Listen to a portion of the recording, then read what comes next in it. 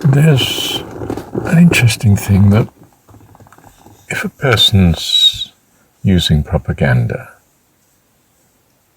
I suppose in a sense any person's, when they're looking for advisors, they start to collect around them, especially if they're totalitarian, dictatorial, and despotic in power.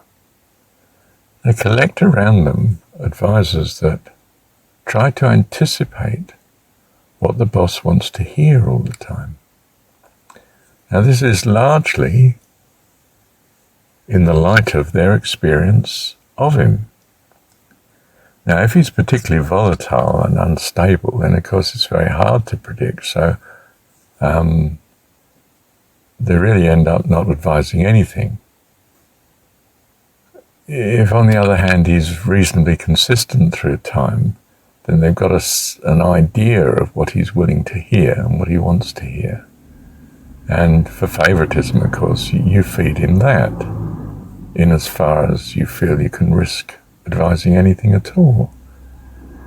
Now, when he's really up against it and he wants advice, after a while, the only people he can ask from are those that are still around him, which are his yes men. Now he insists on them giving advice. So they desperately try to give him advice that is the safest from their own perspective.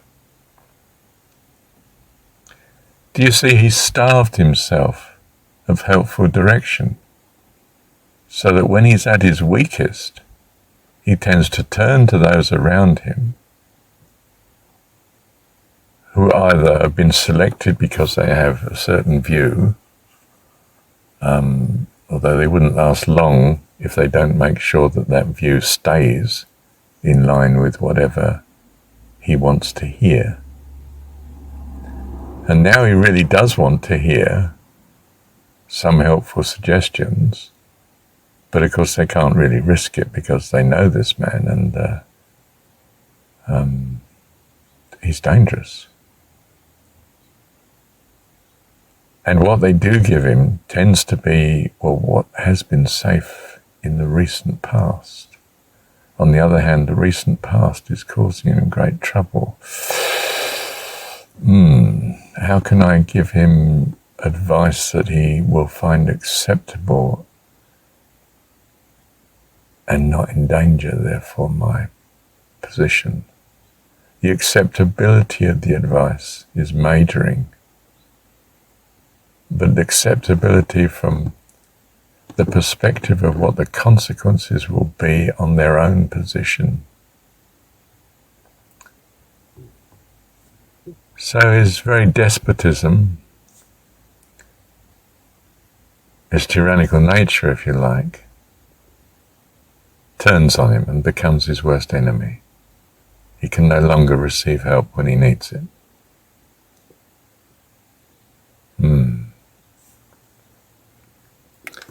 Now, in a mild way, we all do that. We select our friends according to their acceptability to us.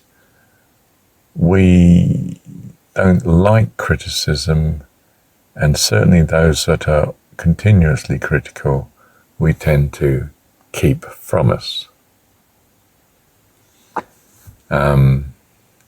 If we do this too efficiently, like any narrow doctrinal or philosophical or political, even economic view, if we do it too narrowly, I mean, all these disciplines, medical, political views and so on, if we do it too narrowly, we destroy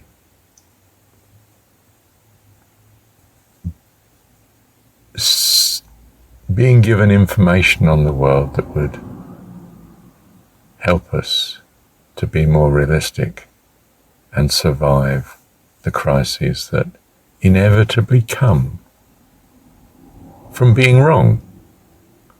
And as time passes, there's quite a catalogue of times when we've been wrong, and the probability of us becoming more and more wrong starts to increase because of our detachment from the full picture of what's out there. We're only looking at the side that we want to hear, and we're only mixing in those circles. So we become our own worst enemy.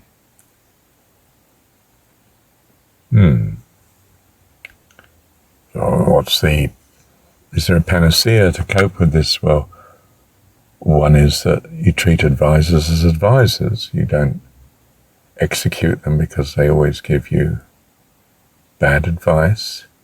You might very much hold to the view, well, I'm very cautious when this chap advises me because he's been wrong in the past in some way, But if each advisor doesn't have an independence in what they say, then we can't see when their advice would have been good or bad, because we keep filtering out all the advice that we don't want to hear by getting rid of them from our company. Big mistake. We should encourage ourselves to listen to advice, but not necessarily take it. In other words, the fact that a person is, say, an expert is not reason in itself to simply accept the advice. It's nice if we have a variety of, in some sense, reasonably well-informed experts that are not of the same opinion. Not even, that is, of my opinion, but still hear them in each circumstance. We're not here to take advice. We're here to make sovereign decisions according to our own values. But there is a great wisdom in hearing what other people's advice is, especially when we know it's in the light of the values that we understand them to have. And then we might be clear as to why we would accept or not accept a certain advice, because that advice does seem to flow from the values they have. My values are different. Does that necessarily infer a different advice? I think so. And but make sure that that is so of the particular decision that you're up against. Is it validly, from your point of view, wrongly determined by the fact they've got wrong values? Or is what they're saying actually right, valid? Perhaps even with some modification of one's own values that increasingly is bearing upon you, that you feel perhaps is to be preferred after all. So there's wisdom in subjecting yourself to advice, even the wrong advice, in the mix of advice that you get. The last thing you want is a stream of faithful advice that's always acceptable to you, and always even in agreement, because you've only selected people that are agreeable to you. Which would be okay if you were perfectly right and your values were perfectly valid. But the chances of that happening and you still being in this universe are remote, to say the least. Yes. Thank you, Heavenly Father.